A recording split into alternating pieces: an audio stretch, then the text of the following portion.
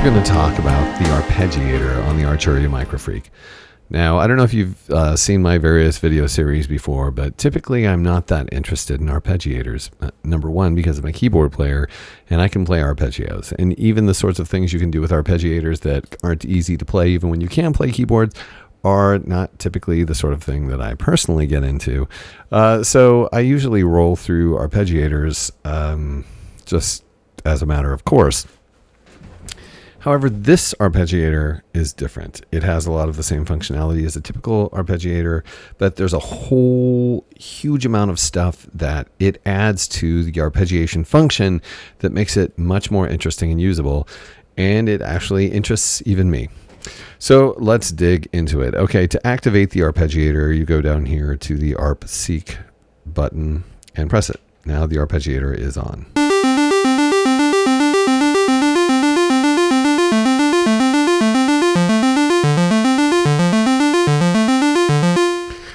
Of course, if you would like to create your arpeggio and then take your hands off the keys, you can certainly use the hold button down here on the keyboard.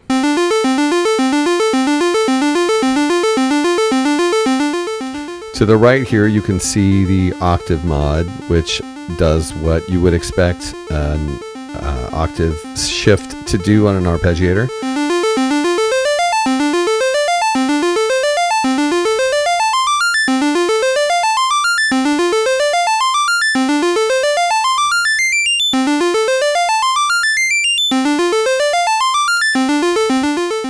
So that's helpful. And also we have a rate knob.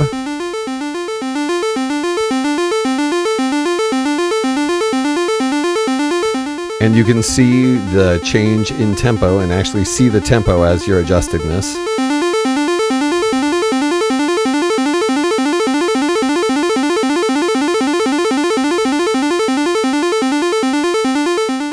If you'd like to sync it to the clock, all you have to do is press the encoder, and now it will give you time divisions based on what the clock is currently at. So we currently have it set to 16th notes, 8th notes, quarter notes, half notes, etc.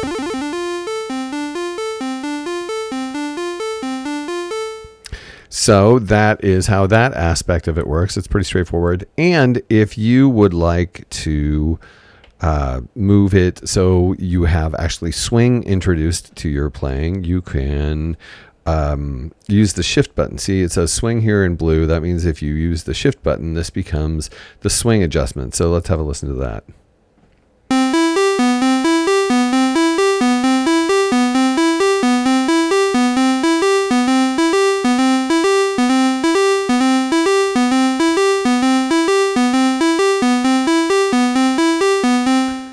So that is super quick, immediate, and simple.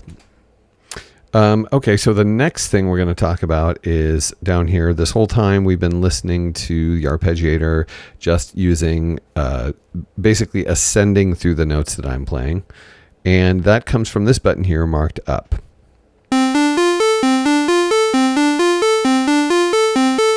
We also have the ability to set the arpeggiator to order, which will then play the notes in the order that you played them.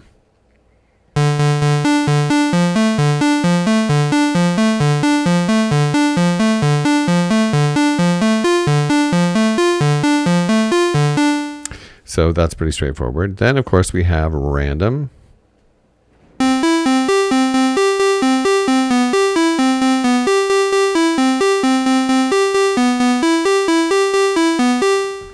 And then we have pattern, which is semi-random, but generates patterns that are repeated, that are a little less. They're not random because it's a randomization of what you've played, and then it holds on to that randomization until you change it, and then it switches to a new randomization. The change can happen by taking a note away, adding another note, etc. So let's have a listen to that.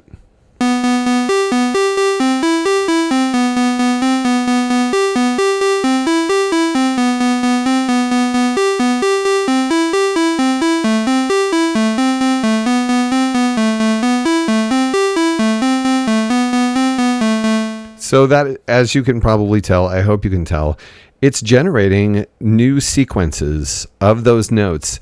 It's not just repeating the notes in some sort of random order. It's randomly generating sequences out of those notes that you can use, and actually you can copy them to the sequencer if you would like to do that. So if it creates something that you really enjoy, you can then make it into a sequence. In that case, you're probably going to want to start out in the utility section setting a sequence length, because that has an effect on the transfer of a pattern, an arpeggiator pattern, to the sequencer. But it's certainly something you can do if you would like to. So pattern is it really spices an arpeggiator up. Obviously, these other functions are relatively common on arpeggiators, but they're still just playing those notes, sort of repeating patterns that are really simple. Whereas the pattern button makes it into, it's basically, you're like, okay, make a sequence out of these notes. And a lot of times it'll make sequences that are very usable and enjoyable, and that's super cool.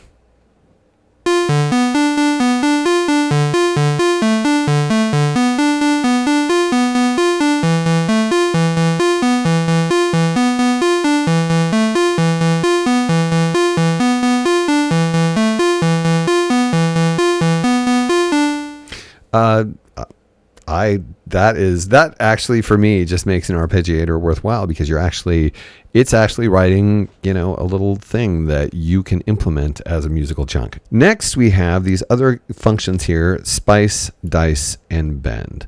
Bend, which is what we have it currently on, allows you to change the frequency of the arpeggiation.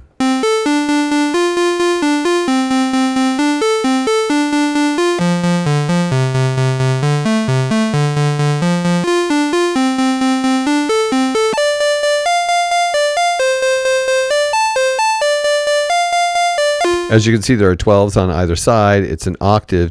You go all the way down an octave if you press all the way at the end, and all the way up an octave if you press at the other end. And in between, there are a variety of the intervals you would expect in 2 octaves.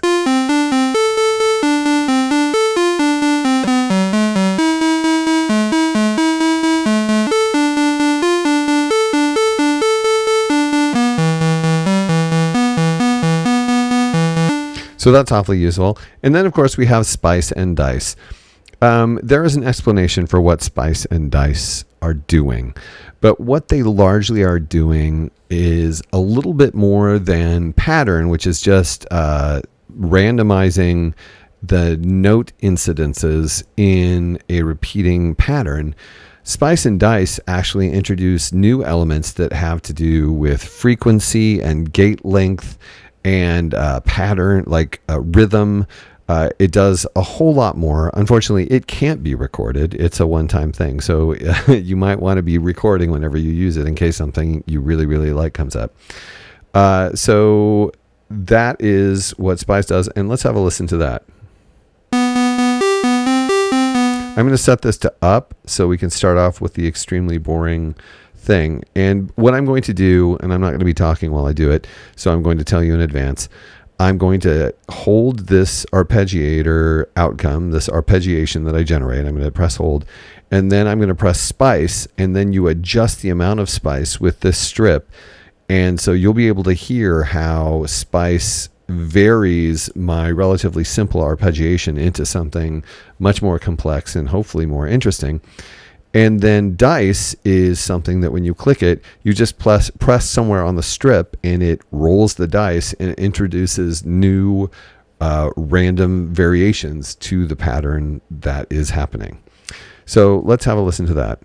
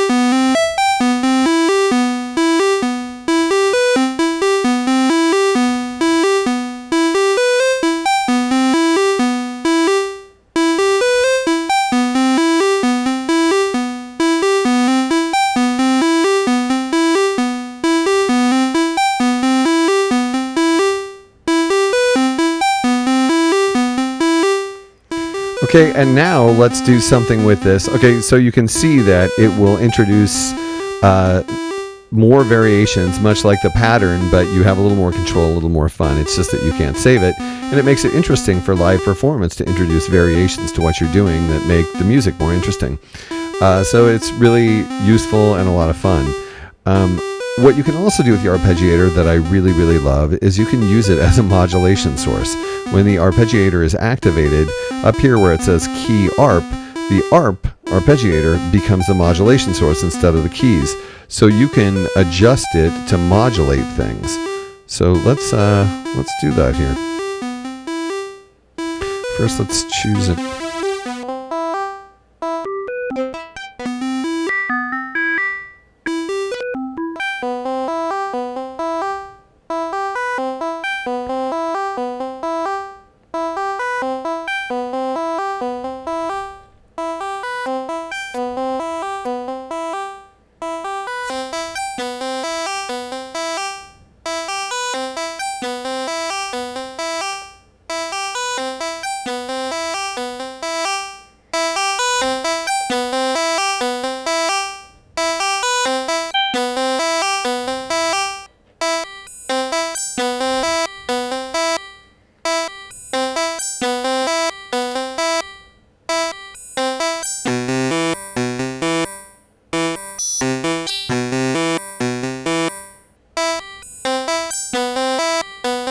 And what happens if we set the arpeggiator to vary the frequency of the oscillator?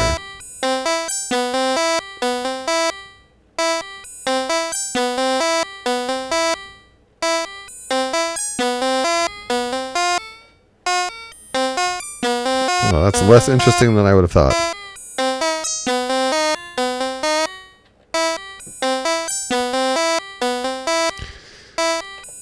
Let's set it to modulate the filter cutoff as well.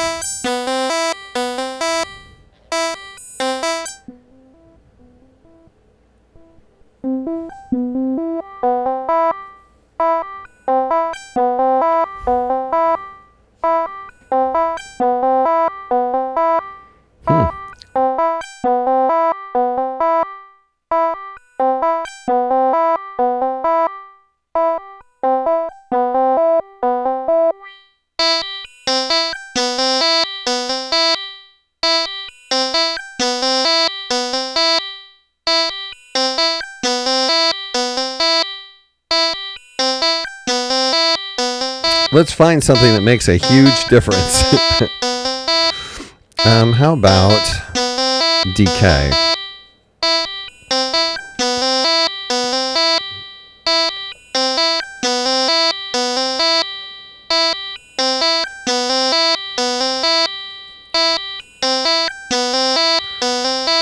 Not very interesting.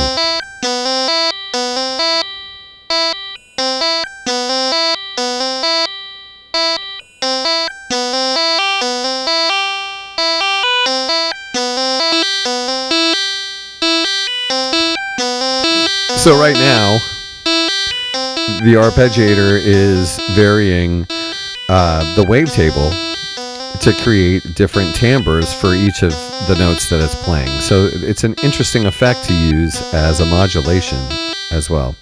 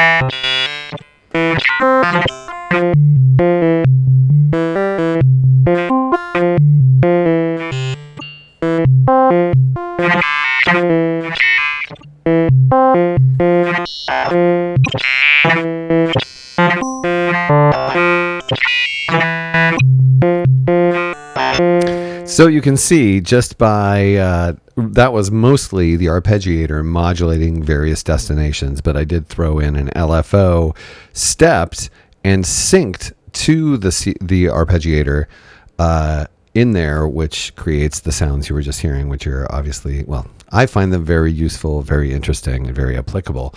And that sort of thing just becomes really, really simple with this unit, the way that you can synchronize it to a variety of things. And also the ways to introduce variation into your arpeggiation makes the arpeggiator a really useful and expressive tool, which is really impressive. Just another thing that makes this already incredibly complex and useful synthesizer more interesting. So that is the arpeggiator present on the Arturia MicroFreak.